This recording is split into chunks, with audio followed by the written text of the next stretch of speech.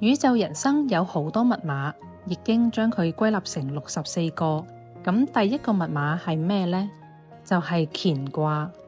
將乾卦6爻逐一解開嚟睇，乾卦呢個密碼俾我哋嘅就係6個字，分別係潛、現、剔、約、飛、亢。記住，易經嘅卦爻係要由底往上睇，乾卦6爻都係龍，但係處境就唔一樣，所以特別又提醒我哋群龍無首。即使呢6條龍係同一樣嘅龍，但係喺唔同嘅階段都要有唔同嘅表現，唔可以用死同一個方法。無首就係指唔固定嘅方法。群龍無首呢句說話寫喺邊度呢？寫喺一個好特別嘅地方，叫做用九。睇過易經嘅都應該知道，成本書64卦入面，除咗乾卦有用九，坤卦有用六之外，其他卦都冇用九或者用六。所以要講乾卦，應該先將用九搞清楚。乾卦嘅用九係見群龍無首。吉呢句說話嘅意思係，當你表現到群龍無首嘅時候，你就大吉大利啦。呢個你唔覺得好奇怪咩？我哋平時諗到嘅或者聽到嘅群龍無首，都係指負面、貶義，表示一個團體冇人去領導，亂晒龍。可見喺幾千年嚟，我哋傳嚟傳去傳錯晒。因為群龍無首，如果解釋成一個團體冇好嘅領導嘅話，大家亂成一團，咁就冇可能係吉啦。群龍無首嘅意思就係，就算你係龍，你好叻，但係處於唔同嘅階段，你都有唔同嘅調整，唔可以因為自己係龍就一條龍走到底，否則會死得好慘。用而家嘅說話嚟講，見群龍無首最好解釋成人生嘅唔同階段，要做出唔同嘅調整。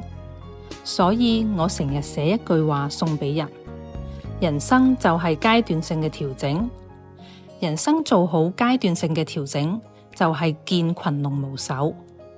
所以有時我哋將文字誤解咗或者扭曲咗，呢一樣嘢係好可怕嘅事情。乾卦將人生分成6個階段，一個階段差唔多20歲。當然20歲只係一個參考，有啲階段就會係幾年，有啲階段可能係幾十年，有啲人可能到咗第3階段就冇之後啦。呢啲情況都有。呢6個階段用6個字代表，由底數起。第一個階段叫做潛，即係潛藏起嚟，暫時唔好表現。第2個階段叫做現，中國人通常唔會即刻表現出嚟，都係先藏一藏，等到合適嘅機會先至表現。第3個階段叫做剔，警惕嘅意思。如果你唔表現，偶爾唔警惕都仲冇乜所謂，一旦表現咗，再唔警惕，咁你所有嘅缺點都會慢慢浮現晒出嚟。記住一句話，你一表現，四面八方嘅打擊就可能都會嚟㗎喇，所以一定要提高警覺，防範打擊。第4個階段叫做約，即係你要諗辦法，揾機會去登約龍門。一生一世就係等呢個機會，睇下約唔約得過去。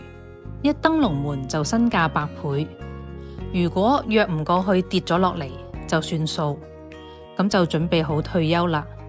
第5個階段叫做飛，呢個係人生嘅一個轉捩點，約上去飛龍在天，不得了啊！